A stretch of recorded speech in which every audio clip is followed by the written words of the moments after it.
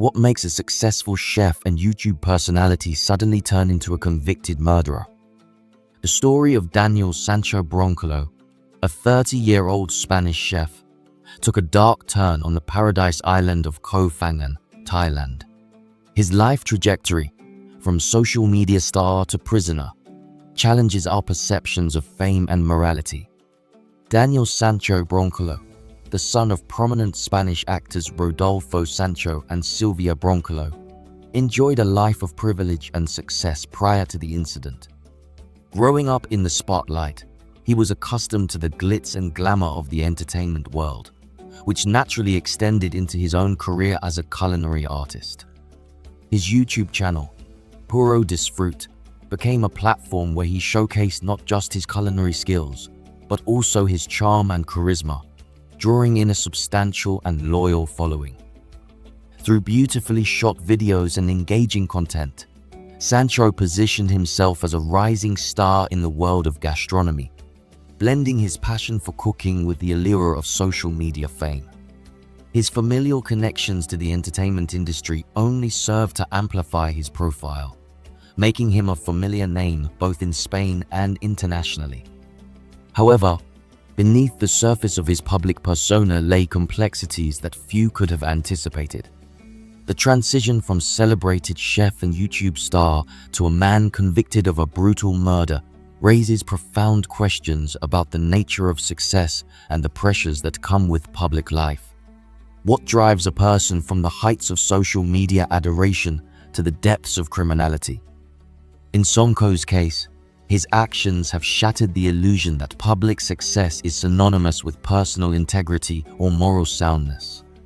This story traverses the journey from the seemingly ordinary world of culinary fame to the extraordinary and horrifying circumstances of a murder conviction. It challenges societal assumptions about the relationship between public success and private morality, revealing that even those who appear to have it all can harbor dark and destructive tendencies. As the world grapples with the shocking details of Sancho's crime, it forces us to reconsider our understanding of fame, the pressures of living a public life, and the potential for hidden darkness behind even the most charismatic personas. Behind the facade of culinary success and fame, a chance online meeting was about to set in motion a series of events that would shatter lives and shock 10 nations. How did a simple vacation agreement become the prelude to a horrific crime? The digital age has transformed human connections, enabling people from various backgrounds to form relationships across vast distances. For Daniel Sancho Broncolo, a rising star in the culinary world, technological advancement resulted in an encounter that would forever change the course of his life. Sancho connected with Edwin Arita Artiga, a Colombian plastic surgeon, through an online platform. Their virtual interactions progressed to the point where they agreed to take a vacation together in Thailand, a decision with far-reaching consequences. Koh Phangan, the chosen location for their rendezvous, is an island paradise known for its pristine beaches, crystal-clear waters, and vibrant nightlife. Nestled in the Gulf of Thailand, this idyllic island has long been a magnet for travelers from all over the world, drawn by its natural beauty and the allure of its famous full moon parties. These legendary parties, held monthly under the light of the full moon, attract thousands of tourists who flock to the island in search of revelry, music, and the thrill of carefree fun. The island's atmosphere is one of celebration and escape, where visitors can forget about the stresses of daily life and indulge in the hedonistic pleasures of paradise. However, the same setting that promises joy and freedom also became the backdrop for a chilling and tragic encounter. The picturesque beaches and lush landscapes, typically associated with relaxation and adventure, took on a haunting significance as the dark events between Daniel Sancho Broncolo and Edwin Arita Artiga began to unfold. The stark contrast between the island's reputation as a carefree haven and the gruesome crime that occurred there adds a layer of profound irony to the story. The serenity and beauty of Koh Phangan, which usually offers solace and joy to its visitors, instead became the silent witness to a horrifying act of violence. The island, known for its energy and vibrancy, was suddenly marked by the sinister actions that disrupted its peaceful facade. In this way, Koh Phangan's image as a paradise was irrevocably tainted by the tragic events that transpired, reminding us that even in the most beautiful places, darkness can lurk just beneath the surface. On August 2, 2023, Arita arrived in Koh Phangan, marking the beginning of what was intended to be a pleasant holiday. The brief duration between his arrival and the subsequent tragic events highlights the intensity and volatility of their relationship. Surveillance footage captured Sancho and Arita together on a motorbike shortly before the murder, providing a chilling glimpse into their final moments of normalcy. As the case progressed, the dynamics of Sancho and Arita's relationship came into question. Sonko's account depicted a relationship fraught with tension and obsession. He described Arita as fixated on him, saying, "He made me destroy the relationship with my girlfriend. He was only interested in me being his boyfriend." This story about feeling trapped became an important part of Sonko's defense strategy. The contrast between Sonko's public persona as a charismatic chef and his private struggles with Arita raises concerns about the nature of fame and the strain it can put on personal relationships. Sonko's claim that Arita's obsession resulted in violent confrontations complicates the case, challenging simplistic interpretations of their interactions. Sonko's statements must be viewed critically in the context of a criminal investigation. The veracity of his claims and the extent to which they influenced his actions would be major points of contention in the subsequent legal proceedings. The events that transpired in Koh Phangan serve as a stark reminder of the unpredictability of human behavior and the potential for violence to erupt even in seemingly idyllic settings.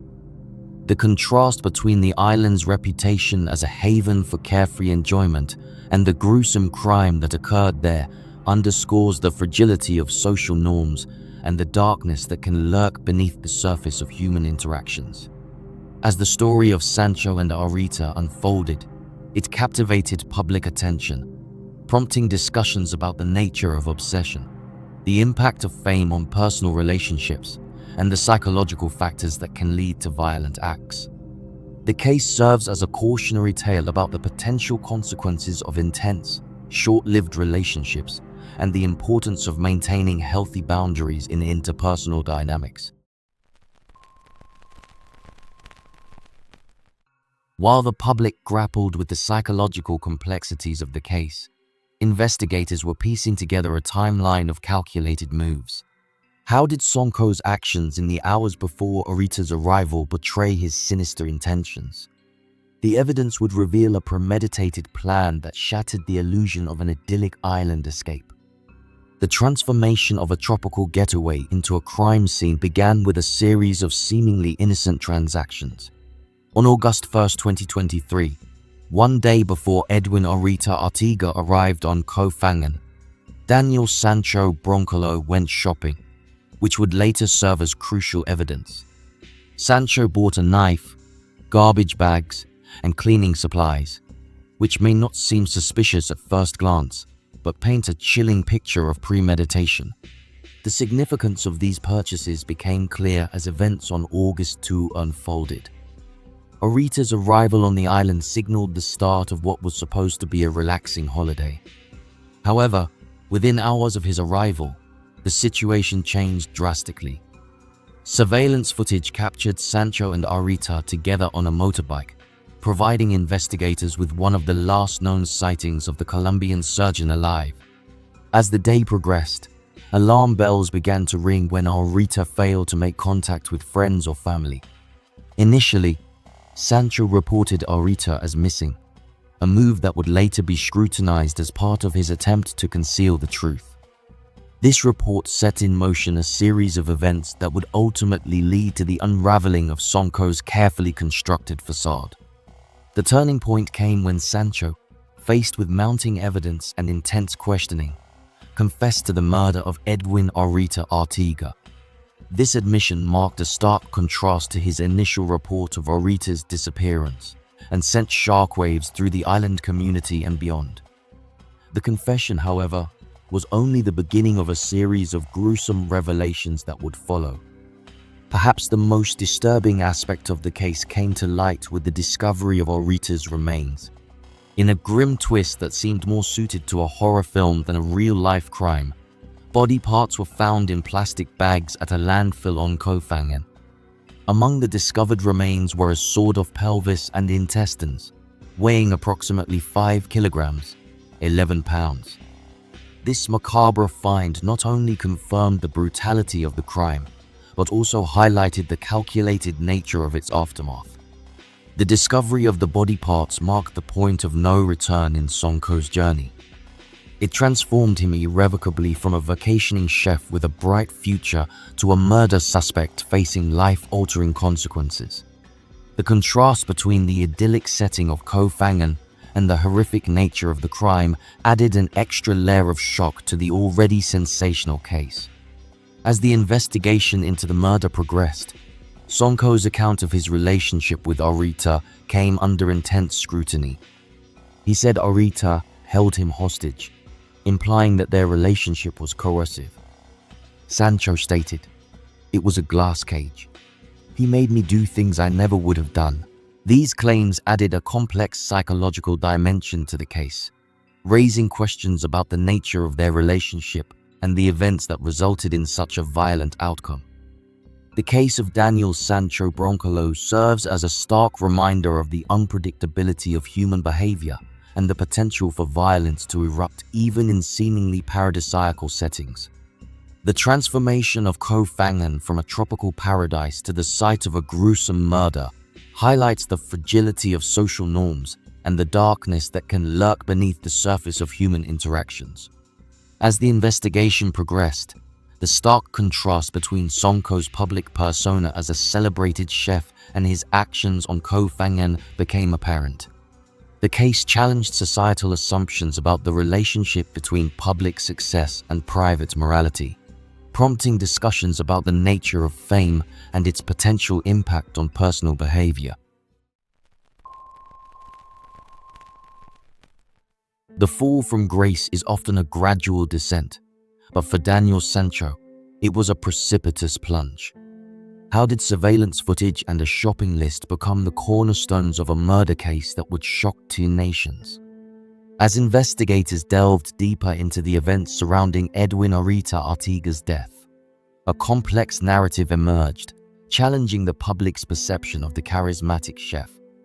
Songko's initial account of his relationship with Arita painted a picture of alleged coercion and emotional manipulation. He claimed to have been a hostage to Arita, asserting that their connection was fraught with tension and obsession. However, the prosecution's evidence presented a starkly different perspective.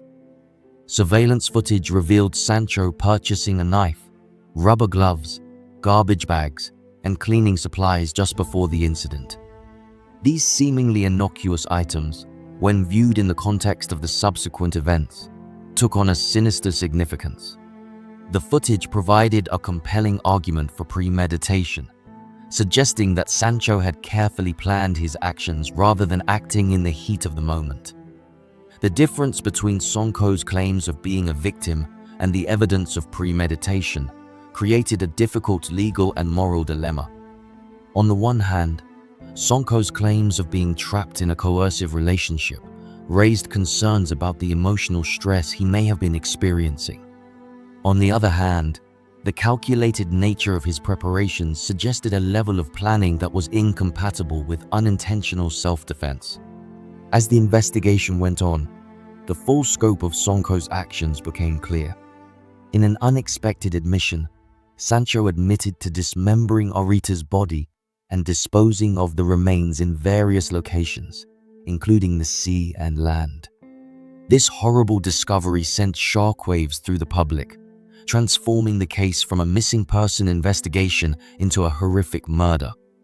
The discovery of body parts in plastic bags at a landfill in Koh Phangan, including a sawed-off pelvis and intestines, provided grim physical evidence of the crime's brutality.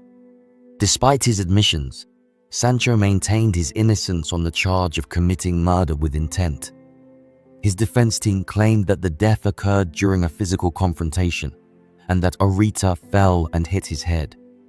The defense argued that Sancho acted in legitimate self-defense after Aretha tried to force him to have sex.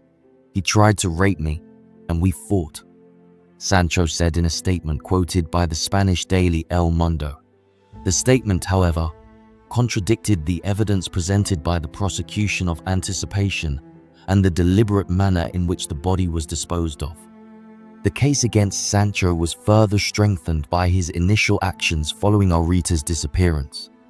His report of Aretha as missing, which initially set the investigation in motion, was later scrutinized as a potential attempt to conceal the truth. This sequence of events, from reporting a disappearance to confessing to dismemberment, painted a picture of a man desperately trying to evade the consequences of his actions. The clear distinction between Sancho's public personality as a celebrated chef and his private actions on Koh Phangan became more obvious as more details emerged. His YouTube channel, Puro Disfrute, which had previously showcased his culinary skills and charismatic personality, now served as an unsettling illustration of the conflict in his life. The case questioned social presumptions about the relationship between public success and private morality, sparking debate about the nature of fame and its potential impact on personal behavior. As the legal process developed, the case drew widespread public attention in both Spain and Colombia. The gruesome nature of the crime, combined with Sancho's background as the son of a well-known Spanish actor, ensured intense media coverage. The media frenzy surrounding the case set the stage for a trial of international significance. How would Thai law, with its potential for capital punishment, reconcile with the complex narrative of a Spanish chef's fall from grace? The answer lay in a courtroom where two nations' legal traditions collided. As the trial of Daniel Sancho Broncolo commenced, the world's attention focused on the Koh Samui Provincial Court in Thailand.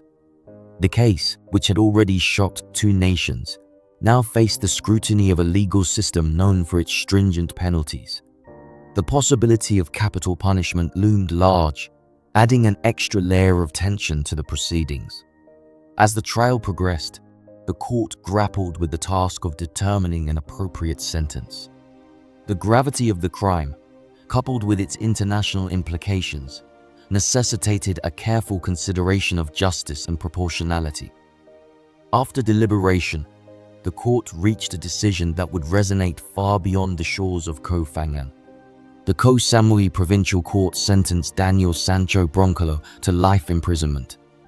The court initially sentenced Sancho to death, but commuted it to life imprisonment due to his cooperation during the trial. Sancho claimed to have killed Aretha, 44, in self-defense and admitted to hiding the body, but he denied destroying the Colombian's passport. This verdict, while severe, spared Sancho from the death penalty, a potential outcome that had been widely discussed in the media. The decision reflected a balance between the harsh penalties often associated with Thai law and considerations of international relations and human rights. Prior to the verdict, Aretha's family expressed support for a life sentence.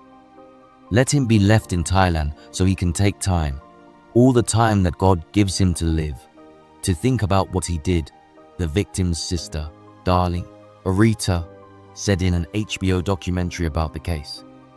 "He not only dismembered my brother, he dismembered a family." In addition to the life sentence, the court ordered Sancho to pay compensation to Aretha's family.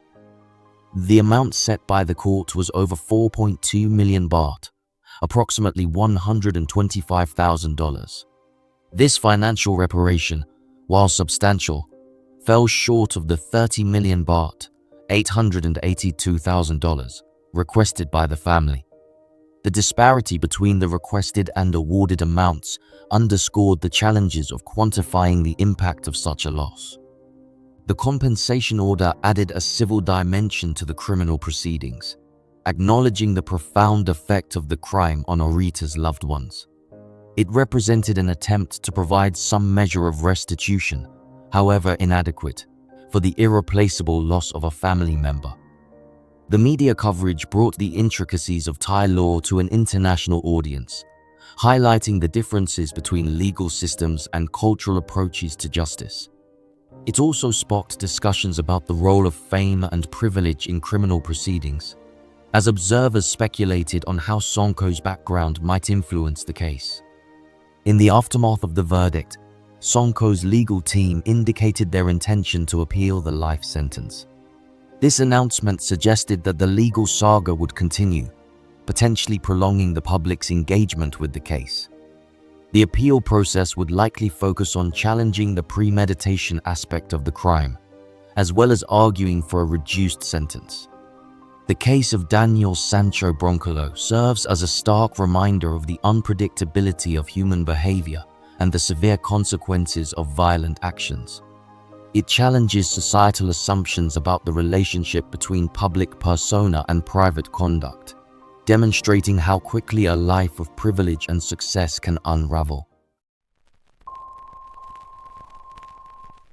The sentencing of Daniel Sancho marks the end of a chapter, but opens a new discourse on justice and accountability.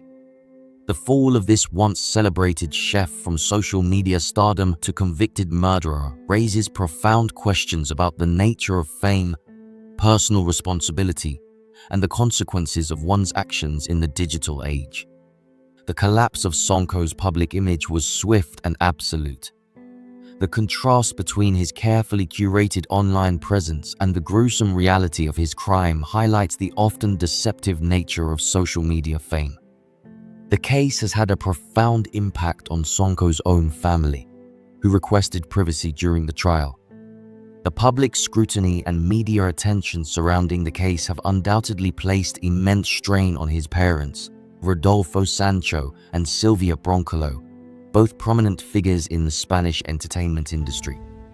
Their son's actions have thrust them into an unwelcome spotlight, forcing them to grapple with the consequences of his crimes while maintaining their own public identities. The Sancho case reveals the complex and often volatile nature of human relationships. Sonko's claims of feeling held hostage by Arita's alleged obsession with him highlights the potential for personal dynamics to escalate into violence. This aspect of the case raises important questions about recognizing and addressing unhealthy relationship patterns before they reach a critical point. The broader implications of this case touch on several societal issues. It challenges our assumptions about the relationship between public success and private morality, prompting discussions about the nature of fame and its potential impact on personal behavior. The case also highlights the role of social media in shaping public perception and the potential disconnect between online personas and real-life actions. Celebrity culture, in particular, comes under scrutiny in light of this case.